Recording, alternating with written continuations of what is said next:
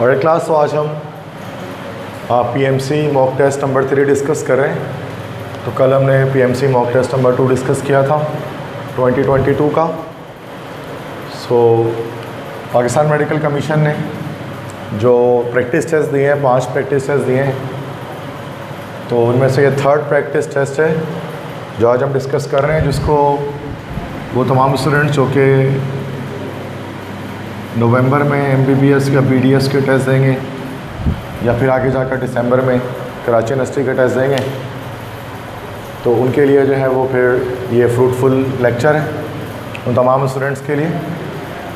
तो chemistry portion सबसे पहले we are going to start with the chemistry portion. इसमें फर्स्ट क्वेश्चन है कि the number of formula units in 10 gram of calcium carbonate are dash, कि 10 gram calcium carbonate में formula units कितने होते हैं। फार्मूला यूनिट्स मुराद क्रिस्टल्स, एक ही बात है। सो अगर आपसे फार्मूला यूनिट पूछ रहे हैं, so they are asking the number of crystals. तो ये एवोगाड्रोस नंबर के फार्मूले से हमारे पास बनता है कि नंबर ऑफ पार्टिकल हमारे पास होता है this is mass over molecular mass into Na। तो मास यहाँ पर हमारे पास है 10 ग्राम और mass upon molecular mass calcium carbonate का 100 होता है इंटू 6.02 इंटू 10⁻23। ये तो 0.1 हो जाएगा, 0.1 इंटू 6.02 इंटू 10⁻23, तो मतलब पावर एक कम हो जाएगा 0.1 से जब ये मल्टीप्लाई होगा तो ये इसका आंसर हमारे पास हो जाएगा A 6.02 इंटू 10⁻22। ठीक है, so this is simple Avogadro number, very easy. Next question है in a particular chemical reaction the actual yield was 70 gram while that of its theoretical yield is 100 gram. The percentage yield of the said reaction is what? तो देखो percentage yield निकालने का क्या formula होता है। तो ऊपर हमारे पास नोमिनेटर में आता है that is called actual yield, नीचे हमारे पास आता है थियोरेटिकल यील्ड डेनोमिनेटर में, उसके बाद इसको मल्टीप्लाई कर देते हैं 100 से। ठीक है, तो एक्चुअल यील्ड हमारे पास कितना है भाई, जो एक्चुअल यील्ड आया है दैट इज़ 70 ग्राम और थियोरेटिकल यील्ड कितना है 100 ग्राम मल्टीप्लाई बाय 100। तो ये हमारे पास कितना आ गया 70% हमारे पास इसका परसेंटेज यील्ड आया। ठीक है, तो इस तरह से हम परसेंटेज यील्ड मालूम करते हैं। नेक्स्ट क्वेश्चन है कि if in the process of iron rusting which of the following is limiting reactant. और रस्टिंग ऑफ आयरन में लिमिटिंग रिएक्टेंट क्या होता है, आप जानते हैं लिमिटिंग रिएक्टेंट हम किस रिएक्टेंट को कहते हैं, which is used up first in any reaction. किसी रिएक्शन में सबसे पहले जो रिएक्टेंट फिनिश हो जाता है उसको लिमिटिंग रिएक्टेंट कहा जाता है। तो स्टेशियोमेट्री से ये MCQs आया है। तो कह रहे हैं कि रस्टिंग ऑफ आयरन, जब आयरन की रस्टिंग होती है तो क्या होता है, आयरन हवा में मौजूद ऑक्सीजन से रिएक्शन करके Fe2O3 बनाता है ना भाई। This is the formula of rust, इसी को रस्ट या जंग कहा जाता है। तब इन दोनों में से कौन सी चीज़ पहले ख़त्म होगी, और हवा में मौजूद ऑक्सीजन या फिर लोहा। ऑक्सीजन जल्दी ख़त्म हो जाएगी हवा में, लोहा बचा रह जाएगा। लोहा ख़त्म हो जाएगा ना, ऑक्सीजन तो नहीं ख़त्म होगा, वो तो बहुत है। पूरी दुनिया का लोहा भी ख़त्म हो जाए तो भी ऑक्सीजन बहुत है। तो यहाँ पर जो पहले फिनिश हो रहा है दैट इज़ आयरन। तो आयरन यहाँ पर है हमारा लिमिटिंग रिएक्टेंट। ठीक है, जो चीज़ पहले ख़त्म हो रही। नेक्स्ट है विच of the following doesn't have complete octet. इनमें किसका ऑक्टेट कंप्लीट नहीं होगा। ऑक्टेट के क्या मतलब होते हैं, ऑक्टेट के मतलब होते हैं 8 इलेक्ट्रॉन्स इन लास्ट शेल। तो कंप्लीट ऑक्टेट से मुराद के 8 electron in last shell.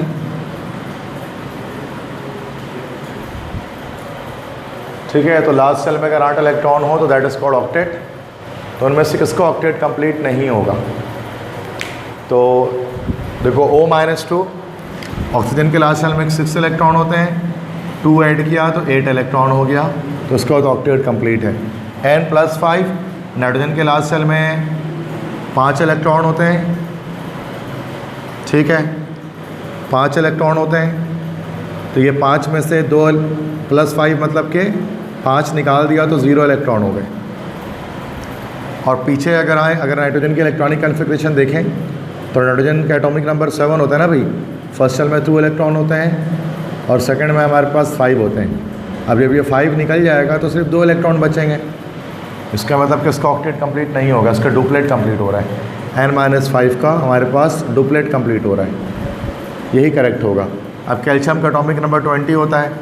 First shell में 2 इलेक्ट्रॉन, फिर 8, फिर 8, फिर 2। अब ये +2 का मेरा 2 इलेक्ट्रॉन निकल गया, ऑक्टेट कंप्लीट है। इस तरह K+ में पोटेशियम का 19 होता है, 2, 8, 8, 1। अब +1 का मतलब 1 इलेक्ट्रॉन निकला है, ये निकल गया, ये तो ऑक्टेट कंप्लीट है पिछले शेल में। तो बस यहाँ पर जो n+5 है, नाइट्रोजन +5, इसका ऑक्टेट हमारा कंप्लीट नहीं होगा। That is very very easy question, ठीक है। तो कल भी काफ़ी आसान क्वेश्चंस किए थे, आज भी बहुत आसान सवाल आते हैं। पता चुके ज़ाहिर सी बात है आप बहुत डिफ़िकल्ट शायद नहीं कर पा रहे हैं, इसलिए मैं उन्हें आसान ही निकाले चुने।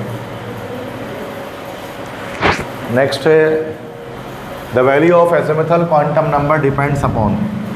एजिमुथल क्वांटम नंबर की वैल्यूज़ किस पे डिपेंड करती है? Azimuthal quantum number small l से शो किया जाता है ना, क्वांटम नंबर है, इसकी वैल्यू डिपेंड किस पर करती है? इसकी वैल्यू n पर डिपेंड करती है। n is what? n is actually principal quantum number ना, प्रिंसिपल क्वांटम नंबर। हमें पता है l = n-1, ये फॉर्मूला हमारे पास होता है। तो l की वैल्यू n पर डिपेंड कर रही होती है हमारे पास। Next, in the discharge tube positive rays move in which direction? Discharge tube में पॉजिटिव रेज या एनोड रेज किस डायरेक्शन में मूव करते हैं? अब ज़ाहिर सी बात है पॉजिटिव रेज है तो नेगेटिव डायरेक्शन में मूव करेंगे, मतलब कैथोड की तरफ मूव करेंगे। तो क्या हो जाएगा इसका आंसर हमारे पास? B, towards cathode. क्लियर है तो मसला? नेक्स्ट है what is the shape of s orbital? s orbital का शेप कैसा होता है इन चारों में से?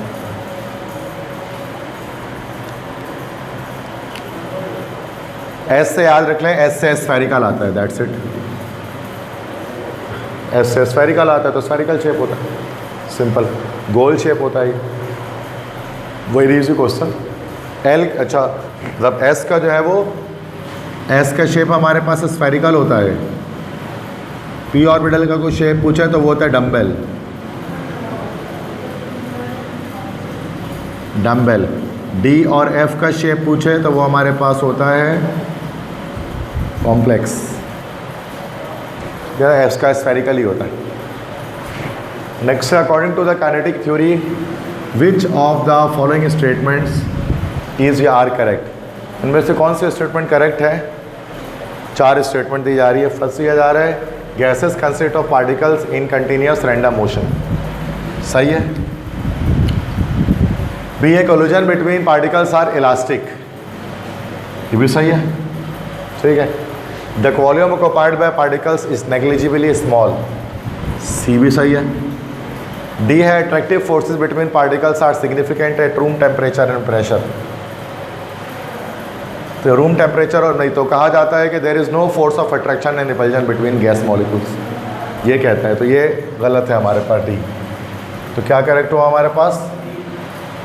यस, बी करेक्ट हो गया। ए, बी, सी ये 3 स्टेटमेंट हमारे पास सही है। डी जो है वो करेक्ट है, चूँकि according to kinetic molecular theory there is no force of attraction and repulsion between gas molecules, ठीक है।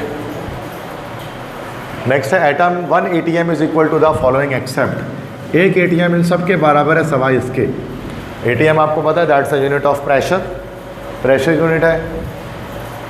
760 mm ऑफ Hg के बराबर होती है, ठीक है, okay. 1 ATM is equal to 760 mg and it also equal to 76 centimetre of mercury, क्योंकि 760 mm में 76 सेंटीमीटर होता है। चूँकि आप डिवाइड बाय उसको 10 कर देंगे तो सेंटीमीटर बन जाएगा, सिंपल। और 760 टोर और mm ऑफ Hg एक ही चीज़ होती है। तो ये सारे करेक्ट है, लाजमी डी गलत होगा, चूँकि 1 ATM 1.47 psi के बराबर नहीं होता। It is equal to 14.7 psi। psi किससे कहते हैं? This is pound per square inch.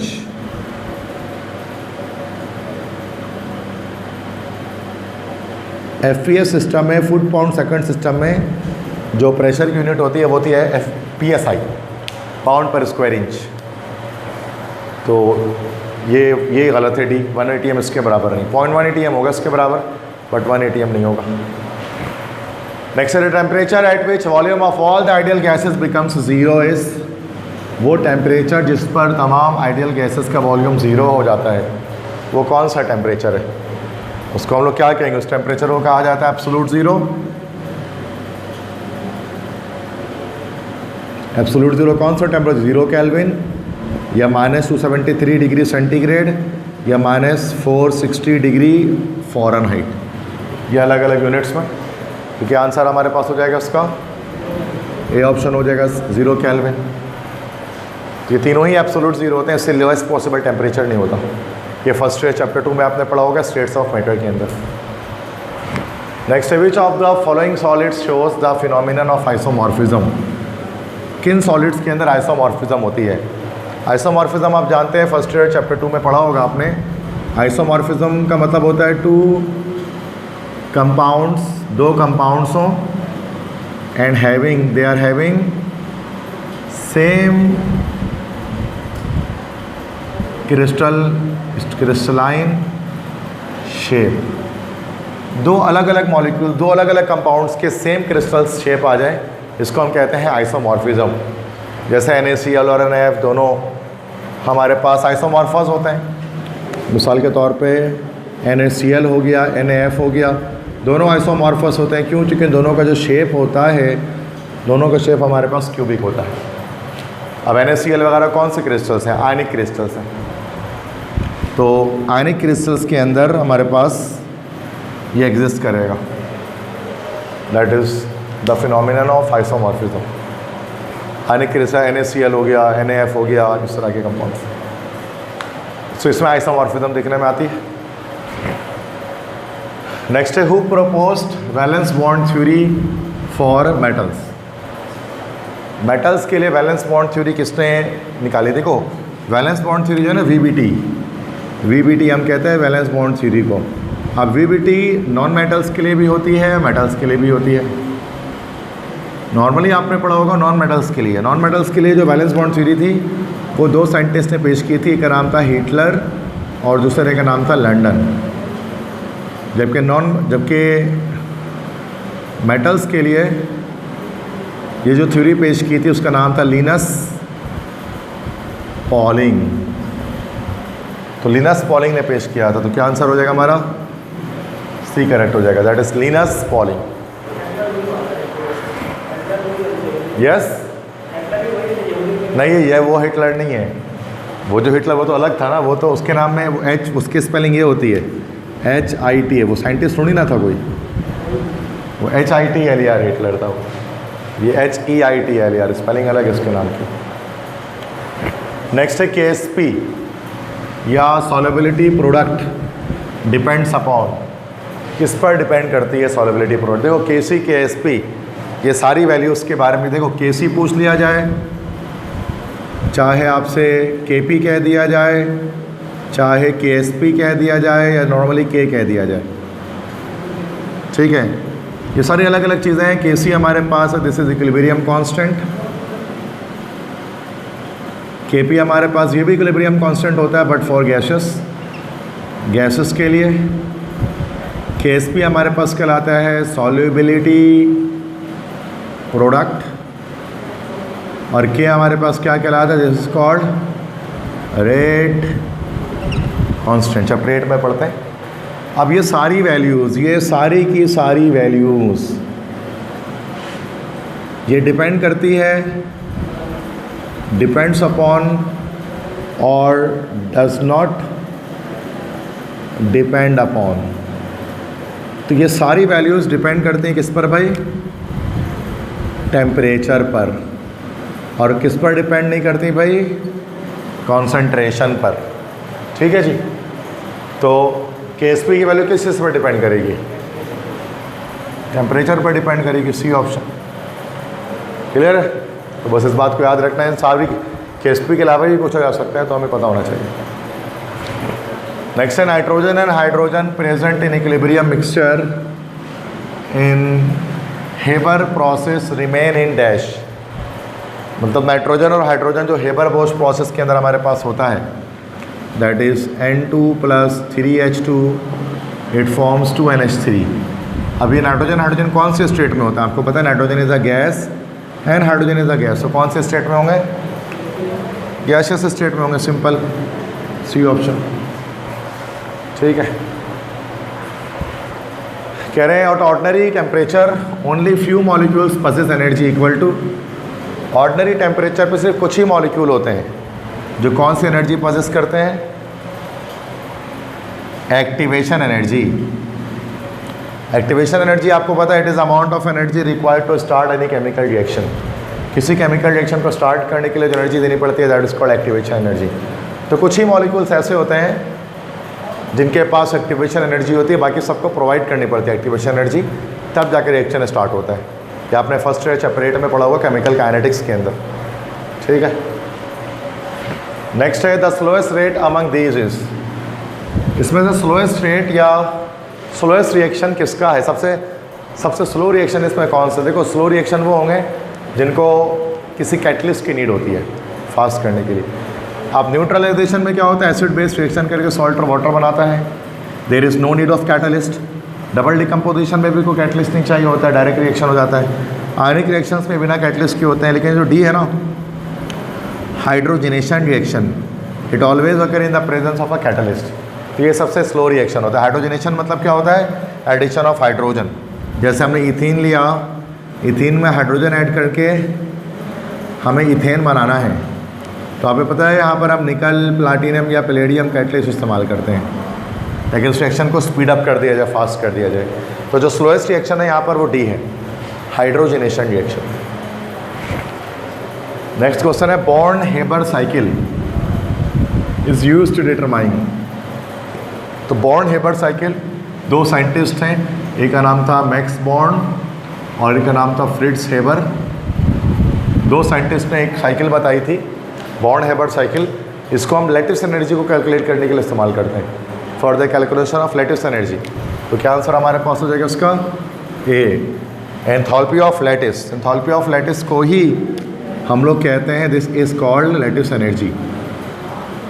तो लैटिस एनर्जी को कैलकुलेट करने के लिए बॉर्न हेबर साइकिल का इस्तेमाल किया जाता है।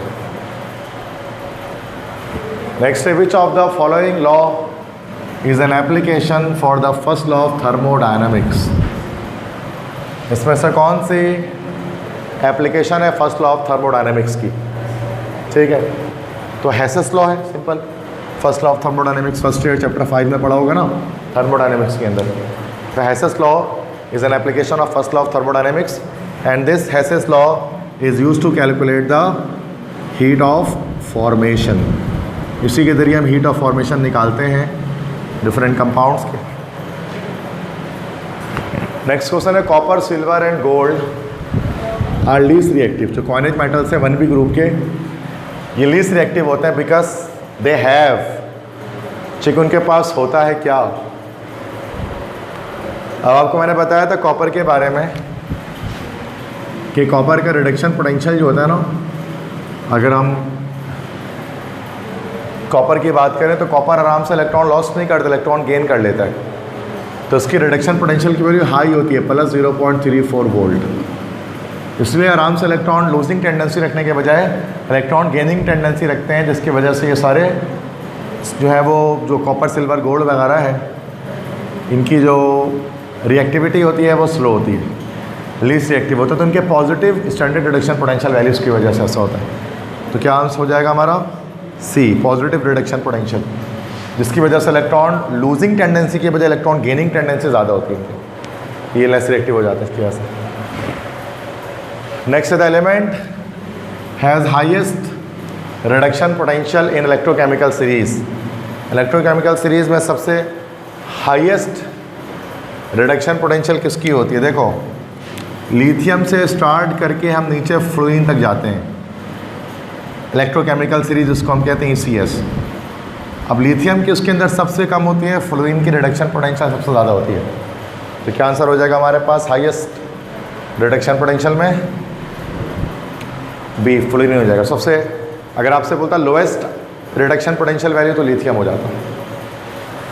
नेक्स्ट है the requirement for bond formation in HF can be made by, कह रहे हैं कि HF की जो बॉन्ड फॉर्मेशन होती है हाइड्रोजन फ्लोराइड की, वो किस तरह से होती है। अब हाइड्रोजन का आपको पता है एक s ऑर्बिटल फ्लोरीन के एक p ऑर्बिटल से मिलता है, तो दो ऑर्बिटल्स यहाँ पर मिलते हैं, s के पास एक इलेक्ट्रॉन होता है और p के पास भी एक इलेक्ट्रॉन होता है, pz के पास, और उससे वो क्या करते हैं, बॉन्डिंग करते हैं HF।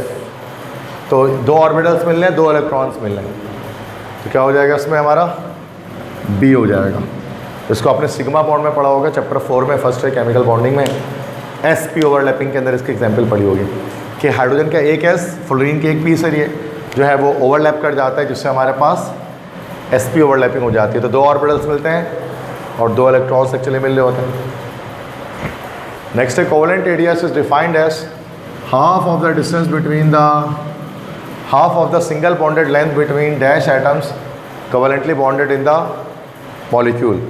देखो एटॉमिक रेडियस किस तरह से निकाला जाता है, दो एटम्स होते हैं, जैसे एक जैसे एटम दो हैं, वो दोनों कोवेलेंट बॉन्ड से जुड़े हुए हैं, दोनों हाइड्रोजन हैं, दोनों के डिस्टेंस को अगर हम हाफ कर दें ये हमारे पास आ जाता है, दिस इज़ एटॉमिक रेडियस। तो क्या हो जाएगा यहाँ पर, बिटवीन टू सेम एटम्स या two similar atoms,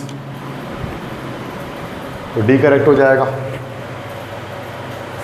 next question है when repulsive forces tend to push the atoms apart and the potential energy of the system is dash. कहते हैं कि जब रिपल्सिव फोर्सेस एटम को दूर पुश करती हैं, पोटेंशियल एनर्जी सिस्टम की डैश हो जाती है।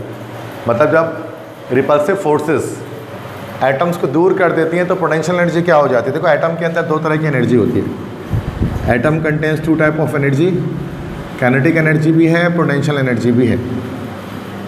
काइनेटिक एनर्जी किस वजह से आती है बच्चों, उसके अंदर by the motion of particles या मोशन ऑफ मॉलिक्यूल्स, पार्टिकल्स जो मूव करते हैं इसकी वजह से काइनेटिक एनर्जी आती है, और पोटेंशियल एनर्जी किस वजह से आती है, केमिकल बॉन्ड की वजह से। अब जब एटम्स दूर दूर हो जाते हैं, रिपल्सिव फोर्सेस जब ओवरकम हो जाती हैं तो बॉन्ड टूट जाता है, तो पोटेंशियल एनर्जी डिक्रीज हो जाती है। तो पोटेंशियल एनर्जी ऑफ सिस्टम यहाँ पर क्या हो जाएगा हमारा, बी हो जाएगा, डिक्रीज हो जाएगी, क्योंकि बॉन्ड टूट गया रिपल्सिव फोर्सेस की वजह से, उन्होंने दूर कर दिया एटम्स को, बॉन्ड टूट गया उनके बीच में। नेक्स्ट है the halide of aluminium is dash. Aluminium का जो हालाइड होता है वो डैश होता है। हालाइड किसे कहते हैं, हालाइड जो वर्ड निकला है it comes from the word halogen, and halogen is actually belongs to 7 group, that's fluorine, chlorine, bromine, iodine, astatine, these are halides। ठीक है, तो एल्यूमिनियम के जो हालाइड्स होते हैं वो डैश होते हैं। एल्यूमिनियम का कोई भी हालाइड आप उसमें ले लें, लाइक आप AlCl3 ले लें। अब AlCl3 एल्यूमिनियम का हालाइड है, अब इसमें क्या होगा, AlCl के साथ तीन तरफ से बॉन्ड बनाएगा। अब क्लोरीन के लास्ट सेल में 6 इलेक्ट्रॉन्स आ जाएंगे, इसका ऑक्टेट कंप्लीट नहीं है, उसका इलेक्ट्रॉन ऑक्टेट कंप्लीट करने के लिए 2 इलेक्ट्रॉन चाहिए होगा कहीं से, तो एक तरह से इलेक्ट्रॉन डेफिशिएंट है, इस तरह से इलेक्ट्रॉन डेफिशिएंट है। तो यहाँ पर हमारे पास क्या हो जाएगा, ये हो जाएगा, this is electron deficient. Deficient मतलब होता है कमी है ना, भी डेफिशिएंट का मतलब कमी, इसमें इलेक्ट्रॉन की कमी है इसके पास, क्योंकि ऑक्टेट कंप्लीट नहीं हो रहा, दैट्स व्हाई।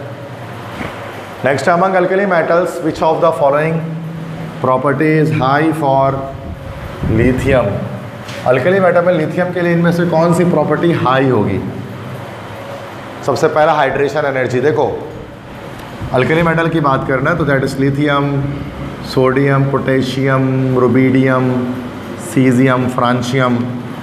जब हम टॉप से बॉटम जाते हैं तो हाइड्रेशन एनर्जी डिक्रीज होती है, क्योंकि जितना छोटा एटम होगा ना उतना ईजिली हाइड्रेट हो सकेगा। तो लिथियम की हाइड्रेशन एनर्जी सबसे ज़्यादा होती है, तो यही करेक्ट हो गया। बाकी एटॉमिक अगर आयनिक रेडियस की बात करें, टॉप से बॉटम जाते हैं तो आयनिक रेडियस इंक्रीज़ होता है, इस वजह से भी हमारा गलत हुआ। इलेक्ट्रोपॉजिटिविटी की बात करें तो टॉप से बॉटम जब जाते हैं तो इलेक्ट्रोपॉजिटिविटी, इलेक्ट्रॉन लूजिंग टेंडेंसी भी इंक्रीज़ होती है, तो ये भी गलत हो गया। एटॉमिक साइज़ मतलब एटॉमिक रेडियस, जब हम टॉप से बॉटम जाते हैं तो एटॉमिक रेडियस भी इंक्रीज़ होता है because of increase in number of shells. तो बस हाइड्रेशन एनर्जी, हाइड्रेशन एंथैल्पी है जो टॉप से बॉटम जाते हुए डिक्रीज़ होती है, क्योंकि जितना छोटा एटम होता है उसकी हाइड्रेशन एनर्जी उतनी ज़्यादा होती है। क्योंकि हाइड्रेशन का मतलब क्या होता है कि जो वाटर मॉलिक्यूल सराउंड कर लेते हैं, ठीक है, सॉल्यूट के कैटाइंस आनाइंस को, ये चैप्टर 7 में पढ़ा होगा आपने फर्स्ट ईयर में। तो दैट्स रियली इजी MCQs, काफ़ी आसान MCQs हैं, तो सारे हम यहाँ पर सॉल्व कर रहे हैं।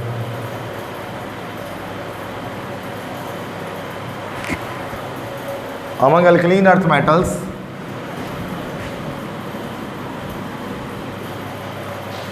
the one which shows the least chemical reactivity, alkaline earth metal में सबसे कम रिएक्टिविटी कौन शो करेगा? देखो, बेटा मांगे कार स्कूटर बाप राजी, beryllium magnesium calcium strontium barium radium, ये 2A ग्रुप है अल्कलीन अर्थ मेटल्स। हम और 2A ग्रुप की बात कर रहे हैं। 2A ग्रुप को ही कहा जाता है, that is called alkaline earth metals. अब इन अल्कलीन अर्थ मेटल्स में टॉप से बॉटम जाते हैं तो इलेक्ट्रो आयनाइजेशन पोटेंशियल चूँकि डिक्रीज़ होता है तो इस वजह से रिएक्टिविटी इंक्रीज़ होती है। IP डिक्रीज़ होती है तो उसका मतलब कि जो रिएक्टिविटी है वो इंक्रीज़ होती है, इलेक्ट्रोपॉजिटिविटी, मेटेलिक कैरेक्टर, सब कुछ इंक्रीज़ होता है। तो हमें देखना है कि लीस्ट केमिकल रिएक्टिव सबसे ऊपर कौन सा है, तो बेरिलियम ढूंढ लो। मिल गया बेरिलियम कहीं पे आपको, पहले ही हो गया, ठीक है, बहुत आसान है ये, बस अब वो ट्रेंड्स पता होने चाहिए, ग्रुप ट्रेंड्स उसके अंदर मौजूद है। Next, alkali metal oxides dissolves in water to give what? Alkali metal के ऑक्साइड वाटर में डिजॉल्व होकर क्या करते हैं? अल्कली मेटल मतलब 1A ग्रुप के ऑक्साइड, जैसे कि अगर मान लेते हैं सोडियम ऑक्साइड ले लिया NaO, तो सोडियम का ऑक्साइड लिया, जब इसको वाटर में आप डालोगे ना, +1 -2 हो गया Na2O, अब आप इसको वाटर में डालोगे तो ये बेस बना लेगा, NaOH बना लेगा। तो कौन सा सोल्यूशन हमें NaOH मिलेगा? NaOH क्या है? बेस है, इसको बेस भी कहते हैं, इसको अल्कली भी कहते हैं। तो क्या आंसर हो जाएगा हमारे पास इसमें? ए हो जाएगा, अल्कलाइन सॉल्यूशन। तभी तो इसको अल्कली मेटल्स कहा जाता है इनको, ठीक है। वाटर में डिजॉल्व होने पर ये अल्कली मतलब के बेस बना रहे होते हैं, they are base formers, that's why they are called alkali metals. क्योंकि किसी भी आप अल्कली मेटल को या अल्कलीन अर्थ मेटल को भी अगर आप 2A ग्रुप को भी अगर आप वाटर में डिजॉल्व करेंगे तो आपको बेस देगा, that's why they are called alkaline earth metals. Alkali का मतलब अरबी ज़बान में होता है, अरबी ज़बान में अल्कली कहते हैं बेस को, ठीक है।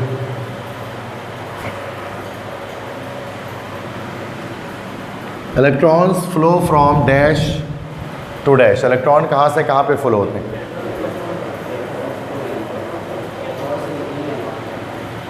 नहीं, एनोड टू कैथोड, एनोड से कैथोड पे। एनोड पे क्या होती है? एनोड पे हमेशा ऑक्सीडेशन होती है, और ऑक्सीडेशन के क्या मतलब होता है? Loss of electron. और कैथोड पर हमेशा क्या होती है?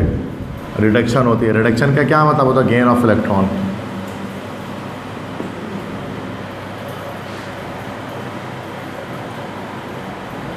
तो यहाँ पर कहाँ से, अच्छा सवाल शायद इनकम्प्लीट है।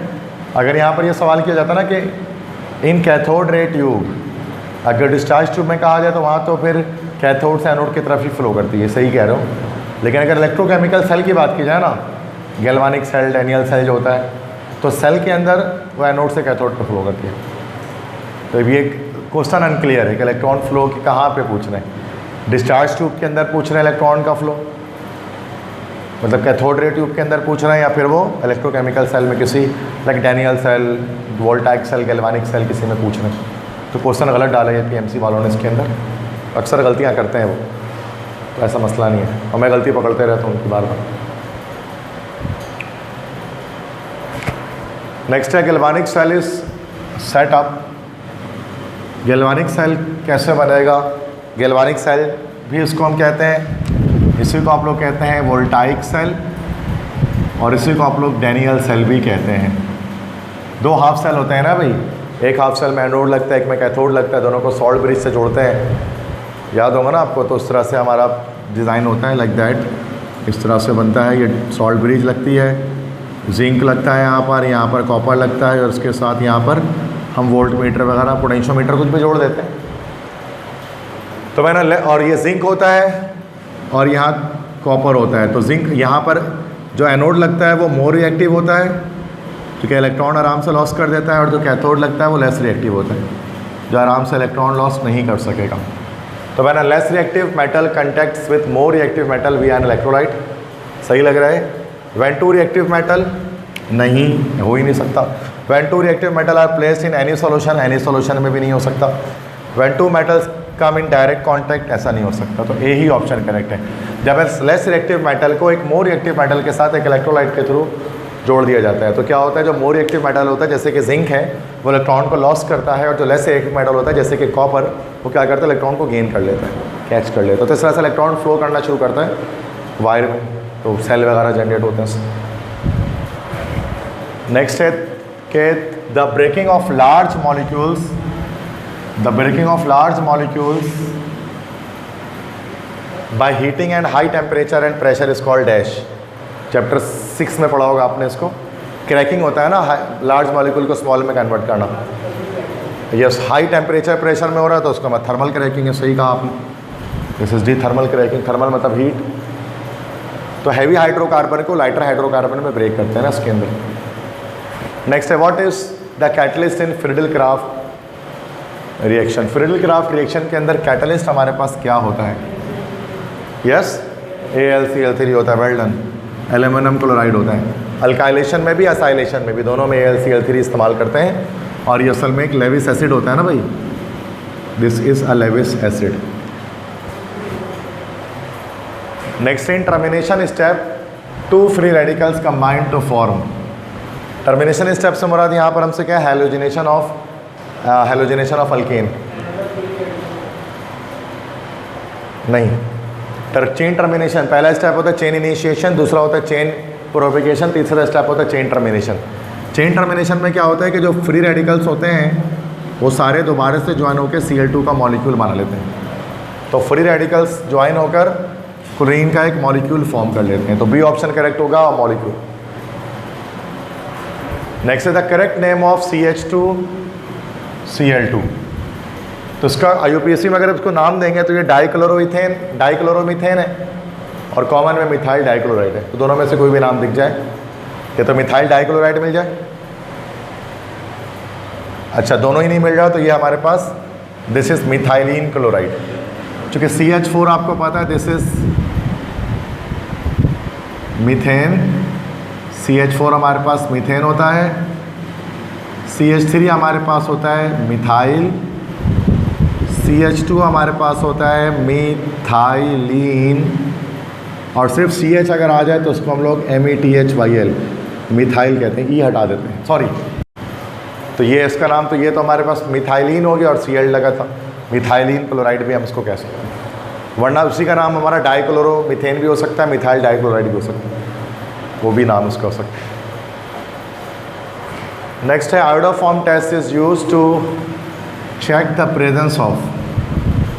आयोडोफॉर्म टेस्ट हम इस्तेमाल करते हैं किसकी प्रेजेंस को चेक करने के लिए।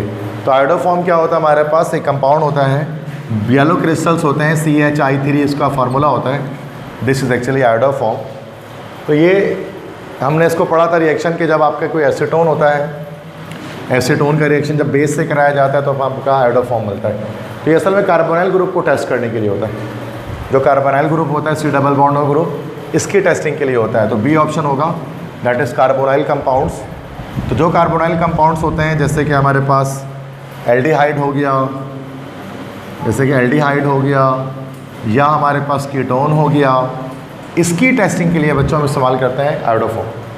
तो आयोडोफॉर्म CHI3 होते हैं, येलो क्रिस्टल्स होते हैं, कार्बोनाइल कंपाउंड्स को चेक करते हैं। नेक्स्ट है acetone is less reactive than acetaldehyde. Acetone acetaldehyde से लेस रिएक्टिव होता है। एसीटोन एक कीटोन होता है, इस तरह से स्ट्रक्चर होता है ना भाई, याद होगा आपको, this is acetone dimethyl ketone, और ये होता है एसिटाल्डिहाइड। अब आपको पता है रिएक्टिविटी जो आ रही है वो इस बॉन्ड, स्पाई बॉन्ड की वजह से आ रही है। अब यहाँ पर एसीटोन में दोनों तरफ बल्कि मॉलिक्यूल्स अटैच हुए हैं, तो रिएक्टिविटी के चांसेस नहीं है। इसी को हम लोग कहते हैं this is called steric hindrance. तो यहाँ पर स्टेरिक हिंड्रेंस की बात कर रहा था मैं, तो यहाँ पर इसी को हम लोग कहते हैं ना स्टेरिक हिंड्रेंस। तो this is called steric hindrance. अब यहाँ पर अगर आप देखें बच्चों, तो यहाँ पर स्टेरिक हिंड्रेंस यहाँ पर एसिटाल्डिहाइड के अंदर कम है, चूँकि हाइड्रोजन एक छोटा एटम लगा हुआ है, तो एसीटोन ज़्यादा स्टेरिक एंट्रेंस होता है इसलिए लेस रिएक्टिव होता है। तो क्या हो जाएगा यहाँ पर, ए ऑप्शन करेक्ट हो जाएगा ना। More steric entrance is offered by its methyl groups. Methyl group ज़्यादा एक हिंड्रेंस, एक रुकावट प्रोड्यूस करें जिसकी वजह से पाई बॉन्ड तक कोई सब्सटेंस आ नहीं पाता, तो रिएक्टिविटी हो नहीं पाती। नेक्स्ट है formaldehyde reacts with which of the following to give primary alcohol. इनमें से फॉर्मेल्डिहाइड किसके साथ रिएक्शन करके प्राइमरी अल्कोहल देगा। ठीक है, तो फॉर्मेल्डिहाइड आपको पता है, दिस इज फॉर्मेल्डिहाइड। अब ये फॉर्मेल्डिहाइड किसके साथ, Grignard reagent, yes well done. Grignard reagent से जब रिएक्शन करता है ना फॉर्मेल्डिहाइड तो प्राइमरी अल्कोहल मिलता है। यही अगर हम एसिटाल्डिहाइड लेते हैं तो सेकेंडरी अल्कोहल मिलता है, और जब एसीटोन लेते हैं ग्रिग्नार्ड रिएजेंट से रिएक्शन करता है तो टर्शियरी अल्कोहल मिलता है। 1 डिग्री 2 डिग्री 3 डिग्री पढ़ा होगा आपने इसको चैप्टर 8 में सेकेंड टर्म। नेक्स्ट है कंप्लीट द फॉलोइंग रिएक्शन। इस रिएक्शन को कंप्लीट करना है। ये एक एस्टर है CH3COO2H5, इसकी हाइड्रोलिसिस करनी है। तो हमारे पास एक इथाइल अल्कोहल बन जाएगा और एक एसिटिक एसिड बन जाएगा, मतलब रिवर्स हो रहा है ये। तो इथाइल अल्कोहल और एसिटिक एसिड मिलेगा।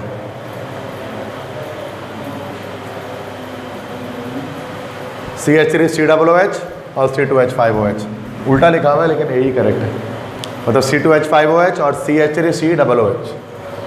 तो ये एस्टरिफिकेशन जो रिएक्शन होता है ना उसका रिवर्स है, एस्टर की हाइड्रोलिसिस, जो कि रिवर्सिबल रिएक्शन होता है एस्टरिफिकेशन, दैट्स वाई। सिंपल है। नेक्स्ट है the aliphatic monocarboxylic acid is obtained from.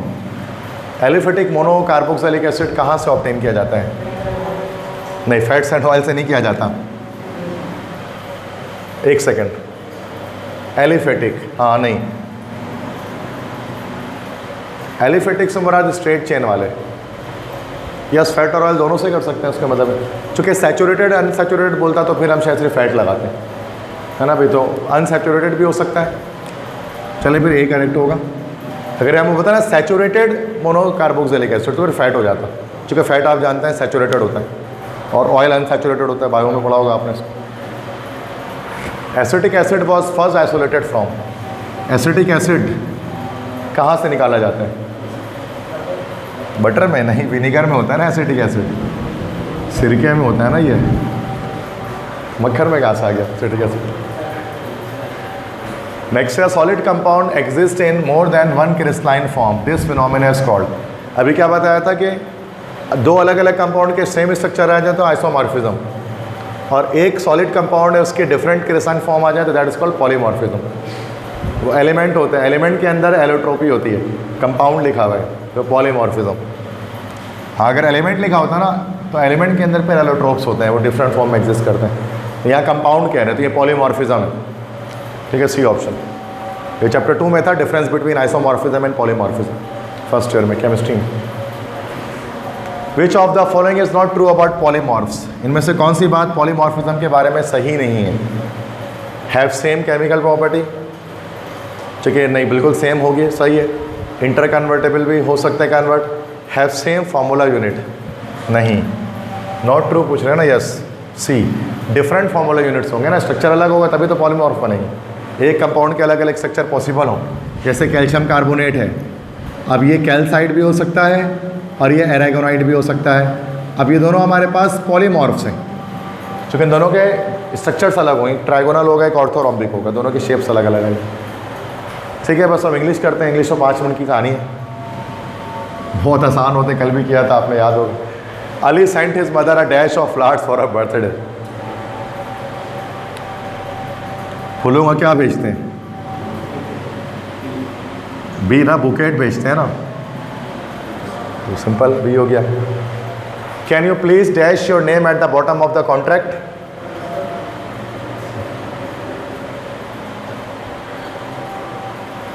Can you please dash your name at the bottom of the contract. Yes, तुम बताओ भाई।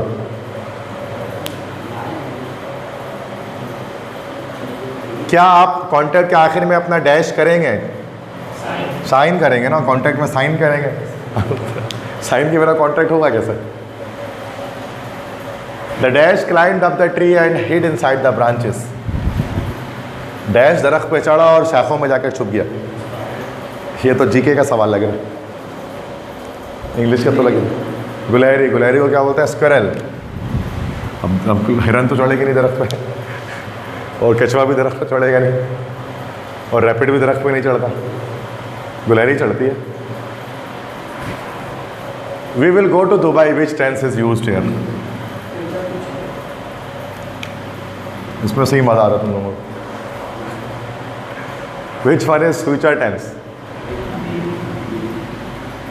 B option, I will play football. तो primary level का बच्चा भी कर लेगा इसको।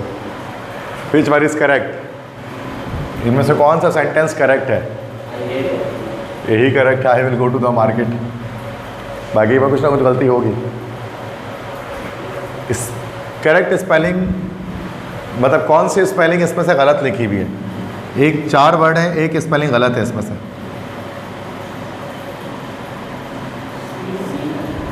नहीं, सी सही स्पेलिंग है। यस, बी स्पेलिंग गलत है, इसमें सी आएगा, सेनिसेंट। ठीक है, तो बाकी ये सेलेशियस मतलब जो बहुत ज़्यादा रूखा फूका इंसान हो तो वो सेलेशियस भी सही, बस बी क्या में स्पेलिंग गलत है, सी आना चाहिए, senescent. Next, I dash to learn a lot of new words within 1 minute. मैं 1 मिनट में बहुत सारे नए अल्फाज, 1 मंथ में, सॉरी 1 महीने में बहुत सारे नए अल्फाज सीखने वाला हूँ। अरे सिंपल लगा के देख लो ना, कौन सा अच्छा लगे। I am going to learn, simple. I am going to learn a lot of new words within 1 minute. I woke up dash minute dash 5 o'clock dash the morning.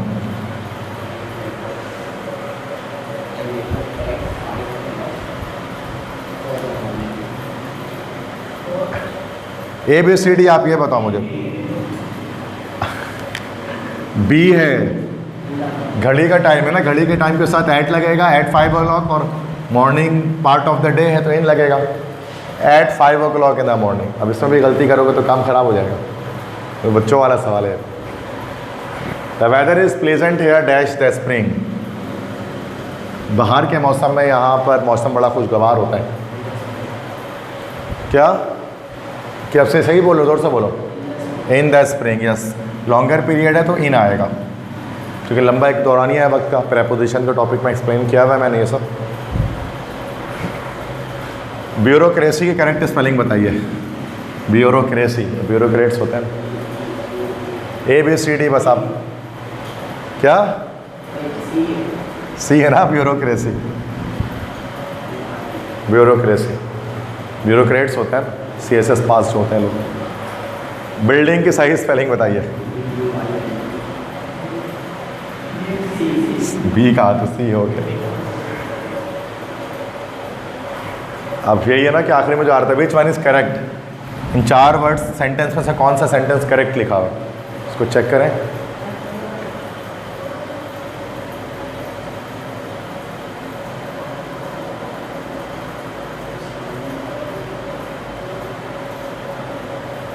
तीन गलत है, एक सही है सिर्फ, जो 100 में कोई गलती नहीं है।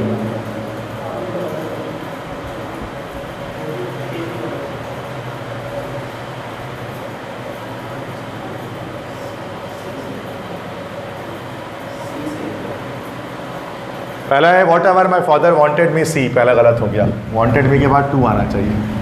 Whatever my father wanted me to see was on top of the highest point of my form. B को देखेंगे थोड़ी देर में। Whatever my father want me to see, was नहीं, वॉज आया ना, तो यहाँ पर वॉन्टेड होना चाहिए था, कट गया। सी सही नहीं है, क्योंकि पास के साथ पास्ट आता है। Whatever my father wanted me to saw, to के बाद कभी भी वर्ब की सेकेंड फॉर्म नहीं आती, हमेशा फर्स्ट फॉर्म आती है, तो बी इज़ द करेक्ट। आसान था, इतना मुश्किल तो नहीं है कोई। इसका बताएं कौन सा करेक्ट है इन चारों जुमलों में से। सही से पढ़ें इसको।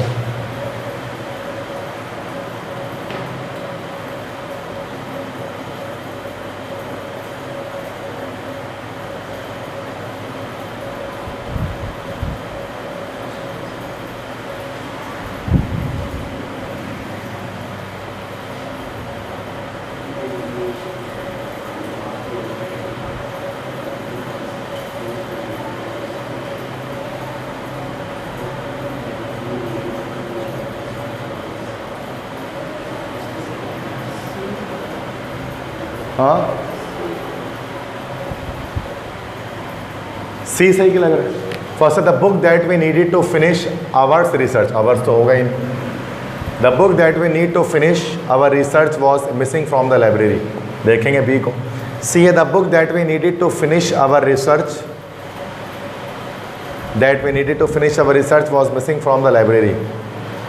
इसमें क्या चेंजिंग है बी और सी में? अच्छा that we need to finish, नहीं बी गलत हो गया ना, क्योंकि वी नीड है ना, वॉज है तो पास का पास, तो बी भी नहीं है। सी को देखेंगे, the book that we needs to finish, नहीं ये सी करेक्ट है। सी बताया था फिर ठीक है। अब इसमें चेक करें क्या गलत है, विच इज़ द रॉन्ग।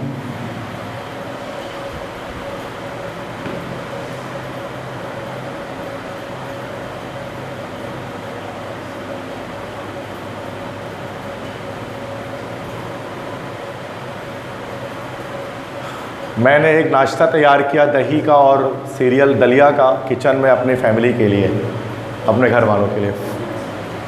तो फॉर तो सी और डी दोनों में आ रहा है। I set up a breakfast of yogurt and cereal on the kitchen table for my family. I set out, अच्छा सेटअप है ना, सेटअप होगा ना, सेट आउट थोड़ी ना होगा, ये सी होना चाहिए। सही है, गुड।